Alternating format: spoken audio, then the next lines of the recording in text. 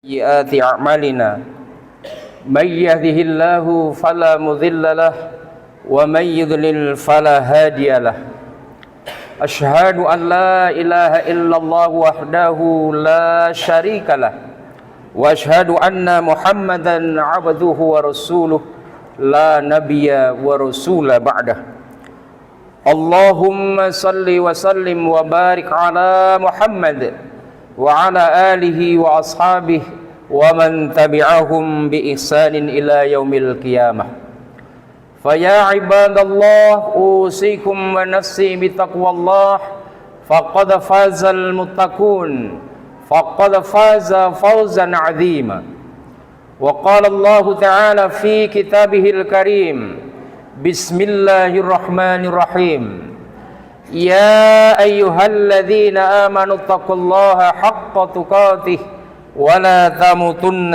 إلا وأنتم مسلمون وقال أيضا في آية أخرى بسم الله الرحمن الرحيم يوم لا ينفع مال ولا بنون إلا من أتى الله بقلب سليم الآية أما بعد. Jamaah Jumat rahimakumullah. Di awal khutbah ini, marilah kita semua memanjatkan puji dan syukur kehadirat Allah Subhanahu wa taala. Tiada sedetik pun dalam hidup kita kecuali nikmat Allah Azza wa Jalla menyertai kita. Kita bisa beraktivitas, masih bisa bernafas. Ini semua adalah nikmat Allah Rabbul Alamin. Mungkin banyak orang yang mengeluh dan tidak menyadari nikmat-nikmat ini karena mereka sudah terlalu dipengaruhi oleh budaya materialisme, bahwa bicara nikmat selalu dikaitkan dengan kekayaan, harta benda, dan parameter-parameter duniawi. Jika belum kaya, merasa belum mendapatkan nikmat. Jika belum mendapatkan jabatan, merasa belum mendapatkan nikmat. Padahal hadirin rahimakumullah, pada hakikatnya nikmat yang paling besar adalah nikmat iman dan nikmat Islam. Tanpa keduanya, nikmat-nikmat lain di dunia ini justru tidaklah berharga. Salawat dan salam atas Rasulullah Muhammad sallallahu alaihi wasallam. Beliau adalah suri tauladan terbaik, panutan yang mulia dan contoh yang sempurna. Kedudukan beliau begitu tinggi dan kita semua berharap bisa meneladaninya serta mengikuti petunjuknya yang tidak lain berupa sunnah-sunnahnya. Jamaah Jumat yang dirahmati Allah, Allah Subhanahu wa taala menegaskan bahwa di akhirat kelak tidaklah akan berguna apapun yang dimiliki manusia saat di dunia kecuali jika ia datang kepada Allah dengan hati yang bersih. Allah Subhanahu wa taala tegaskan dalam Quran surat Asy-Syu'ara ayat 88 hingga ayat 89. A'udzu billahi minasyaitonir rajim. Yauma la yanfa'u malun wala banun illa man atallaha biqalbin salim. Yaitu di hari di mana harta dan anak-anak laki-laki tidaklah berguna kecuali orang-orang yang menghadap Allah dengan hati yang bersih atau hati yang selamat. Kaum muslimin rahimakumullah, untuk menjaga agar hati kita tetap bersih, tetap selamat, kita perlu menghindarkan diri kita dari 5 racun hati yang kadang-kadang menyelinap dalam hati kita. Apakah kelima macam racun hati itu? Yang pertama adalah bicara yang berlebih-lebihan. Lidah adalah nikmat, namun ia bisa berubah menjadi azab saat manusia tidak lagi pandai menjaga lidahnya. Bahkan baginda Rasulullah Muhammad sallallahu alaihi wasallam memperingatkan bahwa kebanyakan manusia kelak diseksa di neraka karena mereka waktu di dunia tidak mampu menjaga lidahnya. Hal mana Nabi katakan, qala Nabi sallallahu alaihi wasallam, wa hal yakubun nasa finnar ala wujuhihim aw ala manakhirihim illa hasaidu alsinatihim. Artinya, tidaklah manusia itu wajahnya dipanaskan dengan api neraka, melainkan karena akibat dari lidahnya. Hadis riwayat Imam Tirmidzi, Ibnu Majah dan Al-Hakim. Saudaraku yang dirahmati Allah, itulah jika lidah telah membuahkan pembicaraan yang berlebihan. Pembicaraan yang berlebihan adalah pembicaraan yang membawa mudarat atau kadar mudaratnya lebih banyak daripada nilai-nilai manfaatnya. Apalagi jika tidak ada kemanfaatan sama sekali dalam pembicaraan itu. Pembicaraan berlebihan juga bisa berwujud dusta, bisa menghina orang lain, mengolok-olok orang lain, atau bahkan menyakiti orang lain. Terlebih jika pembicaraan berlebihan itu sudah tergolong ghibah dan fitnah. Na'udzubillahi min dzalik. Sebaliknya, dengan lidah pula manusia bisa selamat dan mendapatkan ridho dari Allah Subhanahu wa taala kelak di akhirat. Dengan demikian, maka tempat akhirnya adalah surga. Di sana ia mendapatkan kebahagiaan abadi, kebahagiaan yang tiada putusnya, dikarenakan ketika di dunia ia mampu menjaga lidahnya.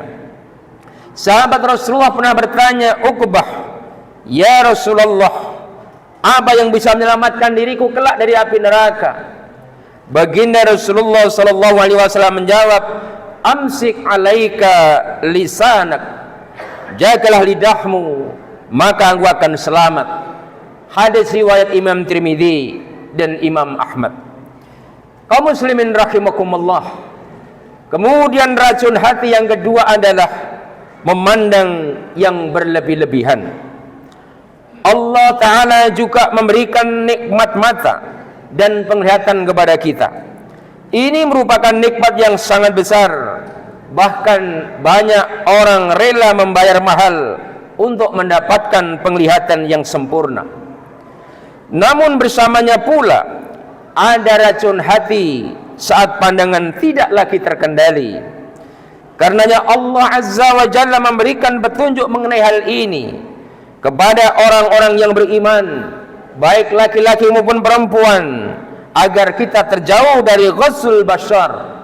Sebagaimana Allah firmankan, Bismillahirrahmanirrahim, Qul lil mu'minina yaghuddu min absarihim wa yahfadhu furujahum dzalika azka lahum innallaha khabirum bima yasna'un wa qul lil mu'minati yaghuddna min absarihin wa yahfadhunna furujahun. Katakanlah kepada orang laki-laki yang beriman, hendaklah mereka menahan pandangannya dan memelihara kemaluannya. Yang demikian itu adalah lebih suci bagi mereka. Sesungguhnya Allah Maha mengetahui apa yang mereka berbuat. Katakan pula kepada wanita-wanita yang beriman, hendaklah mereka menahan pandangannya dan juga menahan kemaluannya. Quran surat An-Nur ayat 30 hingga 31. Saudaraku yang dirahmati Allah, memandang berlebihan merupakan racun hati. Itulah saat kita memandang lawan jenis tanpa kendali dengan disengaja, bukan pada pandangan pertama yang secara kebetulan kita dapatkan. Pandangan berlebihan ini sudah tergolong zina mata, dan ia adalah racun hati yang harus kita jauhi karena bisa menimbulkan mara bahaya. Baginda Rasulullah bersabda, "Kutiba ala bani Adam nasibuhu minaz zina, adaraka la mahalata fal ainu zinatuha an-nadhar." Telah ditetapkan atas manusia baginya dari zina, ia pasti mendapatkan hal yang demikian itu. Zinanya kedua mata adalah memandang. Hadis sahih riwayat Ahmad. Jamaah Jumat rahimakumullah.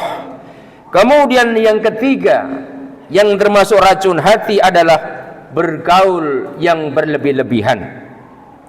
Manusia memang membutuhkan pergaulan dan interaksi dengan sesamanya, sebab manusia adalah makhluk sosial yang takkan mampu hidup sendiri tanpa campur tangan orang lain. Namun pergaulan dengan sesama ini pun harus tetap dalam kerangka agama, bukan pergaulan yang seenaknya, tanpa batas, tanpa aturan. Memilih teman bergaul juga harus diperhatikan, sebab interaksi dengan orang lain atau lingkungan selalu mengakibatkan salah satu dari dua hal: mempengaruhi atau dipengaruhi, mewarnai atau terwarnai. Karenanya kita perlu menjaga dengan siapa kita bergaul dan bagaimana agar pergaulan kita tetap dalam batas-batas syariat Islam, terutama jika pergaulan itu terhadap lawan jenis.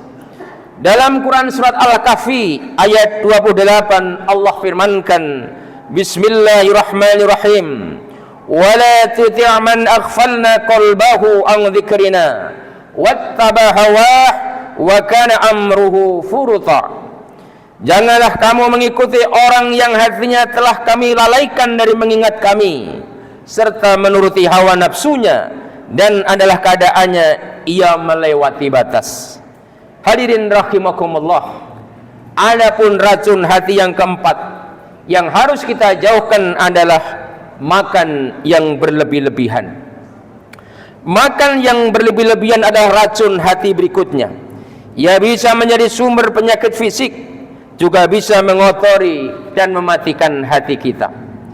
Selain porsinya yang wajar dan seimbang, makanan yang masuk ke perut kita hendaknya dipastikan terjaga dari dua kriteria, yaitu tidak ada nilai syubhat dan haram, melainkan di dalamnya ada nilai halal dan thayyib. Makan yang ideal adalah sepertiga kapasitas perut kita, sepertiganya lagi diisi dengan air, sepertiganya lagi untuk ruang untuk udara. Hal mana Rasulullah sallallahu alaihi wasallam ajarkan, ma mala'a adamiyun wi'aan syarran min batnihi bihasbi bani adam ukulatun yukimna sulbahu fa in kana la mahalatan fa thuluthun li ta'amihi wa thuluthun li syarabihi wa thuluthun li nafsihi. Hadis rawahu Ibnu Majah dan Tirmidzi. Tidaklah manusia memenuhi suatu bejana yang lebih jelek daripada perutnya. Cukuplah ia memakan beberapa suap makanan yang dapat menegakkan tulang belulangnya. Jika ia harus mengisi perutnya, maka sepertiga untuk makanan, sepertiganya lagi untuk minuman, dan sepertiganya lagi untuk udara atau nafasnya. Hadirin rahimakumullah. Kemudian racun hati yang kelima, yang terakhir adalah tidur yang berlebih-lebihan. Hal ini biasanya berhubungan erat dengan pola makan yang salah. Makan yang berlebihan tanpa memperhatikan batasan cenderung mengakibatkan tidur yang berlebihan pula. Jika dua perkara ini sudah menyatu berkumpul dalam hidup manusia, maka berikutnya adalah kejelekan dan kemaksiatan yang mendominasi dalam hidupnya, rasa malas untuk beribadah kepada Tuhannya. Karena itulah, dari kelima racun hati ini mari kita kenali untuk kemudian kita jauhkan dalam diri kita. Hadirin rahimakumullah, mudah-mudahan khutbah singkat ini memberikan satu pelajaran bagi kita sekalian, agar kita sesuai dengan arahan Allah dan Rasul menjadi orang-orang yang selamat kelak ketika menghadap Allah Rabbul Jali di yaumul qiyamah. Amin. Barakallahu li wa lakum fil Qur'anil azim wa nafa'ani wa iyyakum bima fihi minal ayati wa dzikril hakim wa taqabbal minni wa minkum tilawatahu innahu huwas sami'ul alim wa qur rabbighfir warham wa anta khairur rahimin.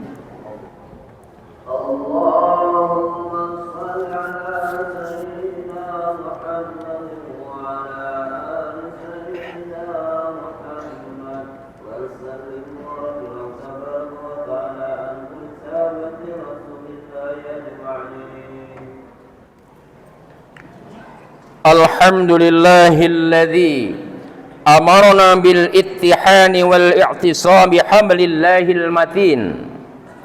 Ashhadu an la ilaha illallah wahdahu la syarika lah wa iyyahu na'budu wa iyyahu nasta'in. وأشهد أن محمدا عبده ورسوله المبعوث رحمة للعالمين اللهم صل على محمد وعلى آله وأصحابه أجمعين عباد الله اتقوا الله ما استطعتم وسارعوا إلى مغفرة رب العالمين وقال الله تعالى يوم لا ينفع مال ولا بنون إلا من أتى الله بقلب سليم وقال أيضا إن الله وملائكته يصلون على النبي يا أيها الذين آمنوا صلوا عليه وسلموا تسليما اللهم صل وسلم وبارك على محمد وعلى آله وأصحابه أجمعين برحمتك يا أرحم الراحمين اللهم اغفر للمؤمنين والمؤمنات والمسلمين والمسلمات الأحياء منهم والأموات إنك سميع قريب مجيب دعوة يا قاضي الحاجات اللهم حبب إلينا الإيمان وزينه في قلوبنا وكره إلينا الكفر والفسوق والعصيان واجعلنا من الراشدين اللهم قنا عذابك يوم تبعث عبادك اللهم ارزقني الجنة بغير الحساب اللهم إنا نسألك رضاك والجنة ونعوذ بك من سخطك والنار ربنا ظلمنا أنفسنا وإن لم تغفر لنا وترحمنا لنكونن من الخاسرين ربنا لا تزغ قلوبنا بعد إذ هديتنا وهب لنا من لدنك رحمة إنك أنت الوهاب ربنا آتنا من لدنك رحمة وهيئ لنا من أمرنا رشدا ربنا آتنا في الدنيا حسنة وفي الآخرة حسنة وقنا عذاب النار وسبحانك ربك رب العزة عما يصفون والسلام على المرسلين والحمد لله رب العالمين عباد الله إن الله يأمركم بالعدل والإحسان وإيتاء ذي القربى وينهى عن الفحشاء والمنكر والبغي يعظكم لعلكم تذكرون ولذكر الله أكبر أقم الصلاة